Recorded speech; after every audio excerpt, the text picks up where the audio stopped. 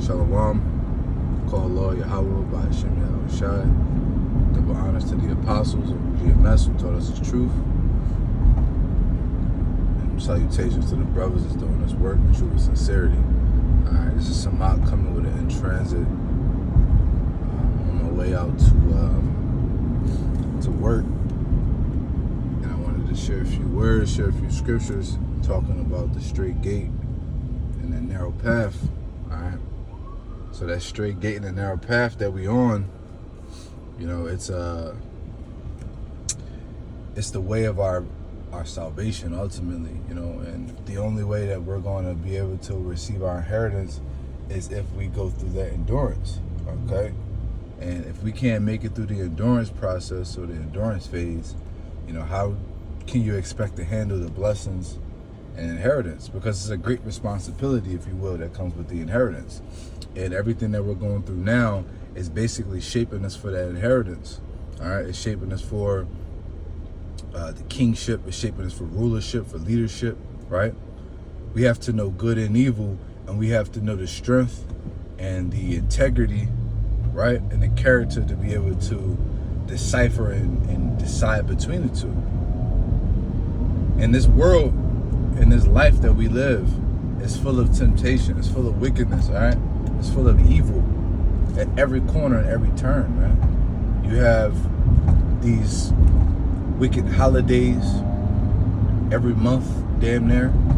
Okay, you have wickedness in the TV shows, in the music, right? In the ads, you have abominable foods at every turn. They put pork in damn near everything, right? Every time you turn around, someone's trying to compel you to do something that's unrighteous, all right? Commit adultery, steal, lie, all right? Ultimately destroy your people. And we have to make the conscious decision to overcome that, all right? And then let's talk about the different afflictions that we go through ourselves. You know, the things that, the demons that attack us, and the trials and hardships that we face in our lives, all right? Every brother has their own lot. It has the things that they can handle within themselves, right? But you can't let the demons overtake you. That's why it's very important that you put your trust and your faith and your care into Yahweh Hashem Yahushai. And I was watching a brother from LA, the LA camp lesson earlier, and he basically said, like, and I think the brother was, his page is Behold I Come Quickly, I believe, GMS Behold I Come Quickly, and he basically said, if you doing all that you can for Yahweh Hashem Yahushai, you put your trust in him, you put your faith in him, and you doing right for him, all that you can with all your heart to the best of your ability, and if you got the works behind it to follow it, you should already believe that you're going to get through anything that you can, that's going to come your way, right? Because 1 Corinthians 10:13 says there's no, roughly paraphrase, there's no temptation that has taken hold of man that is more than he can bear, and Yahweh will make a way to escape every affliction and every obstacle, man. Like I said, roughly paraphrasing. So if you're really a servant of Yahweh Hashem Yahushai, you better believe that his mercy will cover you in the time of your affliction, all right? He's going to always make a way for you to escape even the toughest of situations that may seem like there's no way out, all right? And it's very important that we also gear ourselves up, and we make sure that we're also building ourselves in different aspects of our lives so that we can overcome these certain things that may have come our way. Because let's be realistic. I mean, I don't know exactly what it is that every brother go through, but I know a lot of us go through similar things. You know, and one of those things being financial troubles, right? Let's say bills coming out of nowhere. Well, how can you combat that, right? Well, one is to do something. One is this, right? You want to learn how to make money, okay? Because the scripture says in Ecclesiastes, Can't remember exactly what chapter, maybe 6 or 7, or if it was in Proverbs. It's one of the Solomon books, and it says money is a defense. Okay, and money is a defense because having money can defend you from a lot of things that this world, and even in the old world, can arise, right? A lot of problems that you can come into, money can defend you from those problems, right? Because money itself is not evil, right? As scripture, as they say in the world, right? They try to quote the scriptures, but they err, not knowing the scriptures, right? They say, oh, money is the root of all evil. Well, no, that's not true. Money is not the root of all evil. Money is a defense. Money is a good thing. It's not the principal thing.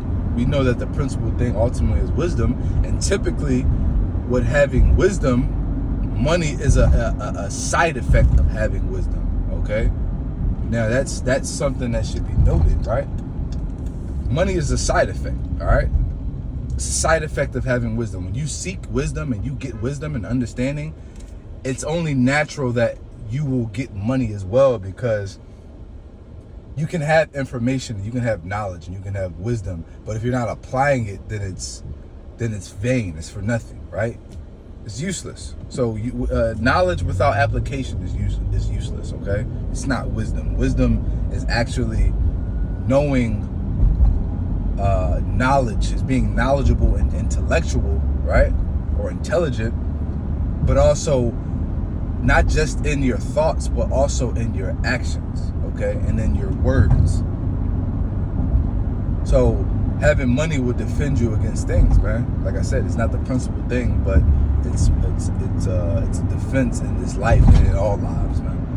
And one of the ways you can do that is by seeking wisdom first, and by learning wisdom, you need to learn how to make money, okay? And learn a skill, something a profitable skill, or a marketable skill, as they say, right? Something that you can market the skill, whether it be plumbing, carpentry, electrical, hands-on things, right?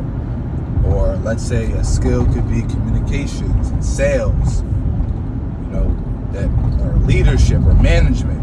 You have to have a skill and know how to market it, okay? Because you can apply for jobs and get interviews, but if you don't know how to market yourself in an interview, you're not going to get the job. It's as simple as that, okay? And even in your resume,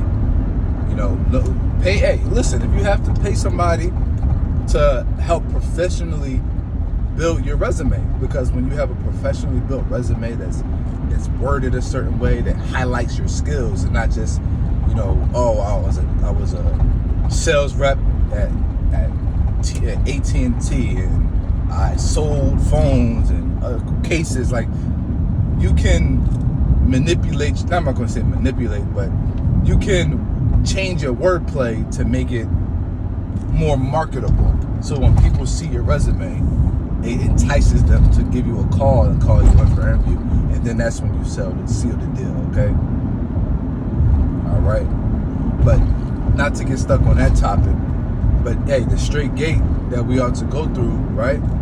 It's all a part of the same equation, man. Building yourself up in the spirit, the mind, and in the body, all right? Because you have to have a balance. You can't just be, like the brother Yakanan always say, you can't go hard in the spirit and not the flesh, all right? Because that's unequal. It's an unequal balance, okay? Unequally yoked, if you will. Because you can't be super hard and disciplined in the spirit, but then when it comes to your body, you eat like shit.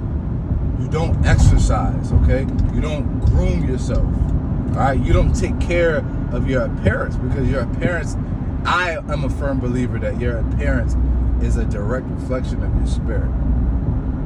This is what I believe, is what I always believe. It's nothing that I don't believe there's anything someone can say to change my mind except the Lord, okay? And don't take my words too loosely. When I say your appearance, it doesn't mean you have to, it's not about necessarily what you wear or how you dress. It's how you care for yourself, okay? All right, are you well groomed? Do you shower? Do you wear clothes that fit your body, okay? You're not walking around with stains and holes, you know what I mean, in your socks and your pants, a big hole and shit stain, you know what I mean, your drawer. Like that's a reflection of your spirit. I mean, let's be real. Your spirit, everything that happens in a body manifests in the spirit first. All right. And you have brothers who will experience these different hardships, and their mentality will ultimately cause them to go into a state of disarray or depression. And now they're fucked up, man. And they allow these demons to overtake them because they did not establish themselves and mentally build themselves up. All right? As it says in 2 Ezra 7, I believe verse 9, it says, you know, if a city were given to a man for inheritance, if he cannot overcome the trials that is set forth before him, how can he receive this inheritance? All right? That's the point. That's the whole point, man. If you can't overcome the shit that this world has to offer, how do you expect for the Lord to give you the kingdom, man? How do you expect the Lord to give you the greatest things of the earth if you can't even overcome the little shit of this world, man? This shit is light, man. This is scripture says, this light affliction, which is but for a moment, but working for us far more exceeding weight of glory, man. Roughly paraphrasing. All right. The shit that we go through is going to work for us so much greater than what this world has to offer. All right. So that's all I really wanted to go into, man. Lord willing, is edifying. So next time, shalom.